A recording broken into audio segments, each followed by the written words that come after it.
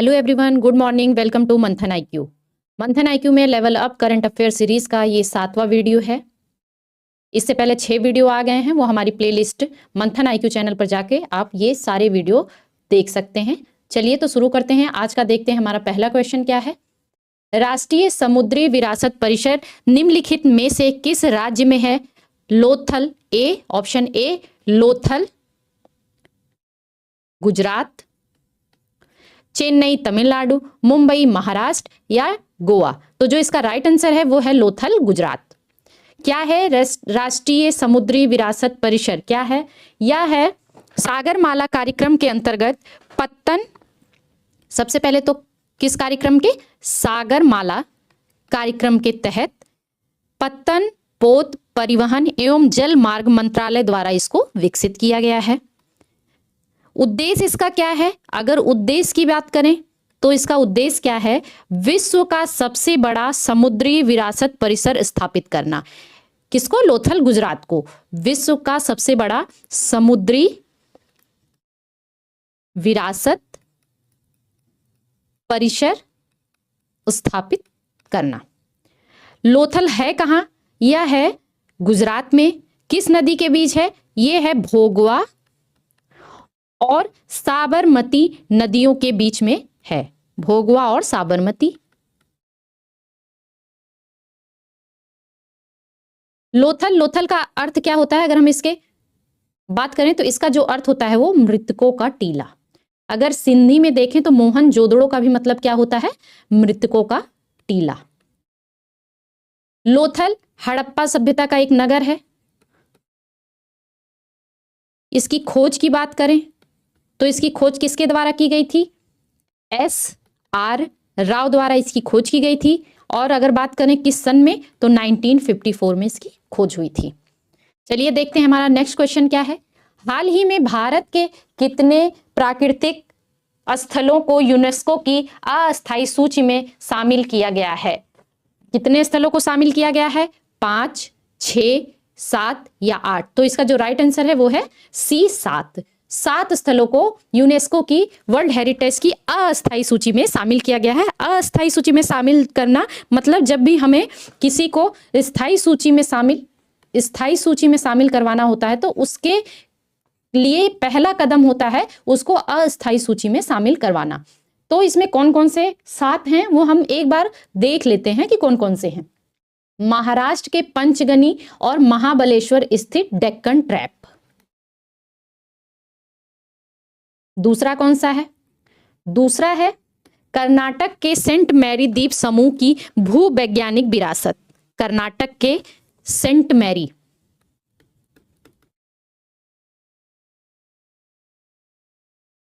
द्वीप समूह की भूवैज्ञानिक विरासत। भूवैज्ञानिक विरासत। तीसरा मेघालय में मेघालय युग की गुफाएं। मेघालय युग की गुफाएं।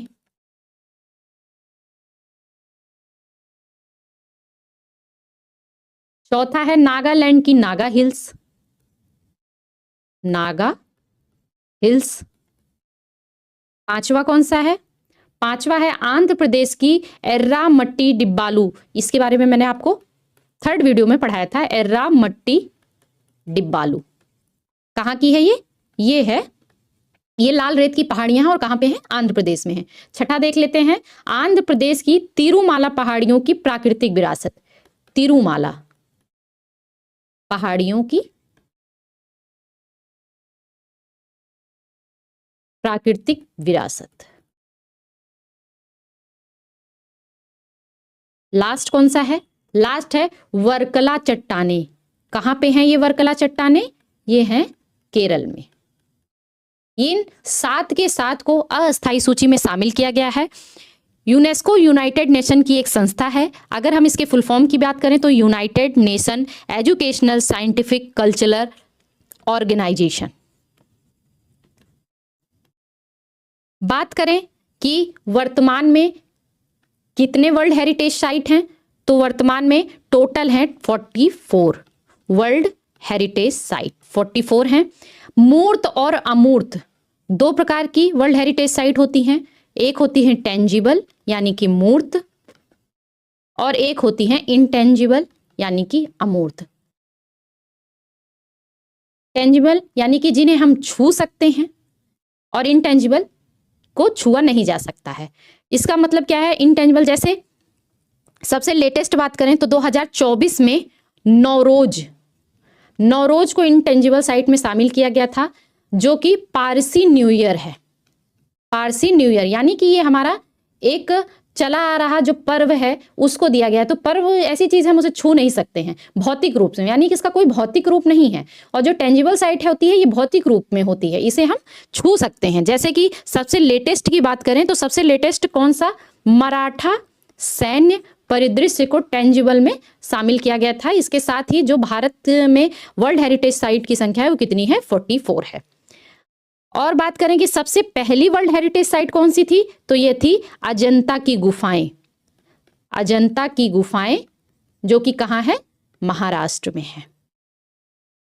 ये सांस्कृतिक, ये नहीं, जो वर्ल्ड हेरिटेज साइट होती है ये सांस्कृतिक, प्राकृतिक और मिश्रित तीन प्रकार की हो सकती है। चलिए देखते हैं थर्ड क्वेश्चन क्या है हमारा। टाइफून कानिकी ने किस देश में तबाही मचाई है? टाइफून कानिकी, ए वियतनाम, क्या टाइप करता है ये नहीं होगा, वियतनाम, बी जापान, सी चीन, या डी नेपाल। तो क्या है ये है वियतनाम। वियतनाम। टाइफून कानिकी कहाँ, किस देश में तबाही मचाई है? वियतनाम में। बात करें ये शुरू कहां से हुआ था, तो ये शुरू हुआ था फिलीपींस के ऊपर शुरू हुआ था, के ऊपर उत्पन्न हुआ। और अगर बात करें तो कहां ये आगे बढ़ा? चीन और वियतनाम से टकराया, चीन और वियतनाम से। टाइफून होते क्या हैं? ये उष्णकटिबंधीय चक्रवात होते हैं। टाइफून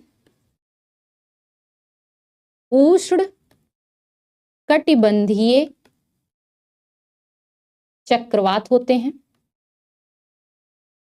जो पश्चिमी प्रशांत महासागर में उत्पन्न होते हैं। और विशेष रूप से बात करें तो कहां? दक्षिण पूर्व एशिया और चीन में।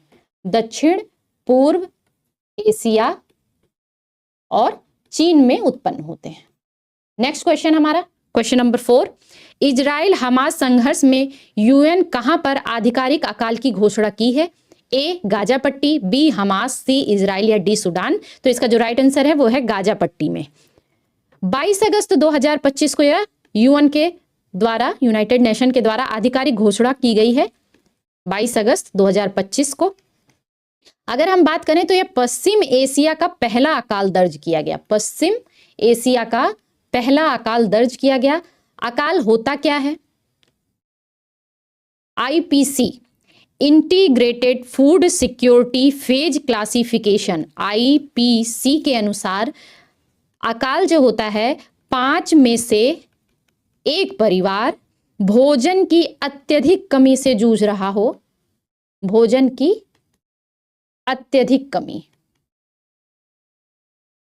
यानी कि बहुत ही गरीब परिवार, कुपोषण से कुपोषित परिवार जो होते हैं, अगर 5 में से एक परिवार इस कंडीशन में है तो उसको अकाल माना जाता है वहां पे।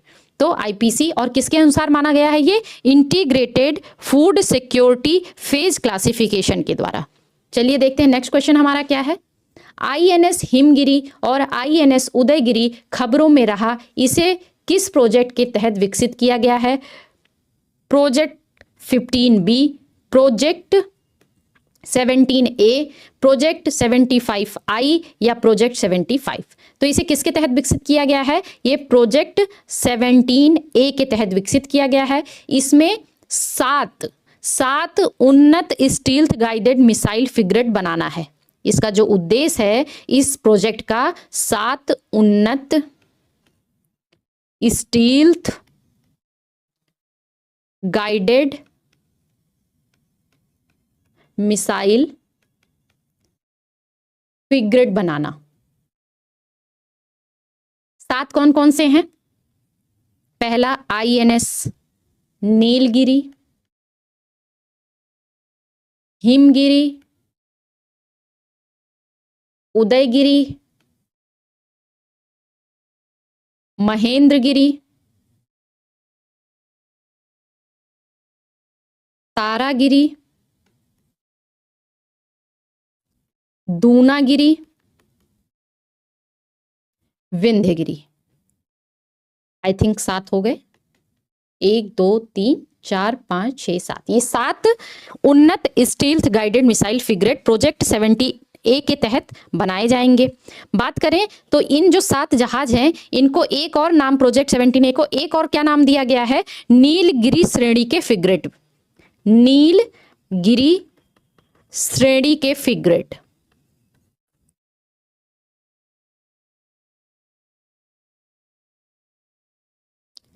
बात करें जो हिमगिरी है, हिमगिरी को बनाया किसने है? तो इसे बनाया है garden rich ship builders and engineers, Kolkata ने, कोलकाता ने बनाया है। और बात करें उदयगिरी को तो Mazagon dock ship builders, Mumbai ने बनाया है। इसमें हमने देखा जो ऑप्शन में क्या था 15B, 15B में विशाखापट्टनम श्रेणी के 4 स्टील्थ गाइडेड मिसाइल बनाए जाएंगे। कौन सी श्रेणी के? विशाखापट्टनम। इनके नाम देख लेते हैं क्या है। एक है INS विशाखापट्टनम, जिसका नाम ही विशाखापट्टनम है। दूसरा है मोरमुगांव। तीसरा है इम्फाल, INS इम्फाल। चौथा है INS सूरत। इसमें 4 बनाए जाएंगे। और इसके तहत जो 15B है, 15B है, ये जो है ये क्या है? विध्वंसक युद्धपोत का निर्माण हो रहा है। इसके तहत विध्वंसक युद्धपोत का निर्माण हो रहा है। था प्रोजेक्ट 75 प्रोजेक्ट 75 क्या था? इसमें 6 उन्नत पारंपरिक पनडुब्बियों का निर्माण किया जाएगा। पारंपरिक पनडुब्बियों का निर्माण। इनके भी हम नाम देख लेते हैं। इनके क्या क्या नाम हैं? INS कलवरी, खंडेरी, खरंज, ये 3 हैं। बाकी के 3 बेला, वागीर और वागसीर। ये 6 पारंपरिक पनडुब्बियों का निर्माण प्रोजेक्ट 75 के तहत किया गया। और जो 75I है, इसी को उन्नत करने के लिए चलाया गया था। इन्हीं को उन्नत कर प्रोजेक्ट 75I। चलिए देखते हैं नेक्स्ट क्वेश्चन हमारा क्या है। बगराम एयरबेस निम्नलिखित में से किससे संबंधित है? तो बगराम एयरबेस, अब हमारे जो ऑप्शन है वो है A Pakistan, B Afghanistan, C Nepal, D Bhutan. तो ये किससे संबंधित है? ये अफगानिस्तान से संबंधित है। क्यों खबरों में रहा कि अमेरिका के राष्ट्रपति द्वारा चेतावनी दी गई है कि इसे जो है वापस किया जाए, वापस करने की चेतावनी दी गई है अमेरिका के राष्ट्रपति द्वारा। नेक्स्ट क्वेश्चन क्या है? आदि कर्मयोगी अभियान का मुख्य लक्ष्य क्या है? जनजातीय युवाओं में उद्यमिता को बढ़ावा देना, जमीनी स्तर पर जनजातीय नेतृत्व और सेवा वितरण को सशक्त बनाना, जनजातीय कला और संस्कृति का संरक्षण, जनजातीय क्षेत्रों में स्वास्थ्य सुविधाओं में सुधार करना। तो इसका जो राइट आंसर है वो है जमीनी स्तर पर जनजातीय नेतृत्व वाले सेवा वितरण को सशक्त बनाना। कब से कब तक शुरू हुआ? ये शुरू हुआ हमारा 9 से 10 सितंबर को शुरू हुआ।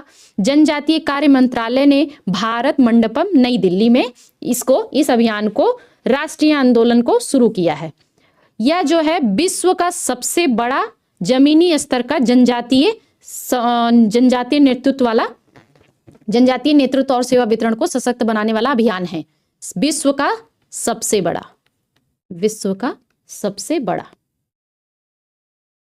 इसमें 30 राज्य, 550 जिले, डिस्ट्रिक्ट, 550 डिस्ट्रिक्ट और 3000 से ज्यादा ब्लॉक को इसमें शामिल किया गया है। पीएम जन मन योजना भी आपने सुनी होगी, पीएम जन मन योजना।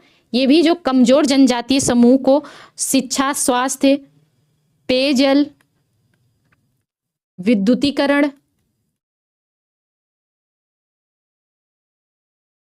और आजीविका सुनिश्चित करना, आजीविका सुनिश्चित करना, ये किसका लक्ष्य है? पीएम जन मन योजना जो हमारी है वो। ये पूछ सकता है कि पीएम जन मन योजना किससे संबंधित है, तो ये भी जनजातीय जो कमजोर जनजातीय समूह हैं उनसे संबंधित है। क्वेश्चन नंबर 8 हमारा क्या है? भारतीय संविधान सभा के अध्यक्ष के रूप में स्वतंत्र संसद सचिवालय की स्थापना का श्रेय किसे दिया जाता है? Doctor B R. Ambedkar, Sardar Vallabh Bhai Patel, doctor Rajendra Prasad या विट्ठल भाई पटेल? तो इसका जो राइट आंसर है वो है विट्ठल भाई पटेल। 1925 में पहले भारतीय अध्यक्ष बने थे ये केंद्रीय विधानसभा के पहले भारतीय अध्यक्ष बने थे, जिसके 100 वर्ष पूरे हो गए हैं, इसीलिए यह खबरों में है, विट्ठल भाई पटेल। और दिल्ली विधानसभा द्वारा अखिल भारतीय अध्यक्ष सम्मेलन का आयोजन किया गया था इसी उपलक्ष्य में। बात करें विट्ठल भाई पटेल जी की, तो 1922 का जो चौरी चौरा कांड था और जो असहयोग आंदोलन था, उसके बाद इन्होंने जब वापस लिया गया, चौरी चौरा कांड के बाद जब असहयोग आंदोलन को वापस लिया गया था, तो इन्होंने कांग्रेस छोड़ दिया था। विट्ठल भाई पटेल ने कांग्रेस छोड़ दिया। फिर इन्होंने क्या किया? तो 1923 में सी.आर. दास एवं मोतीलाल नेहरू के साथ मिलकर स्वराज पार्टी की स्थापना में सक्रिय भूमिका निभाई थी। स्वराज पार्टी की स्थापना में सक्रिय भूमिका निभाई। हमारा नेक्स्ट क्वेश्चन क्या है? 16वां Indian film festival of Melbourne 2025 की उद्घाटन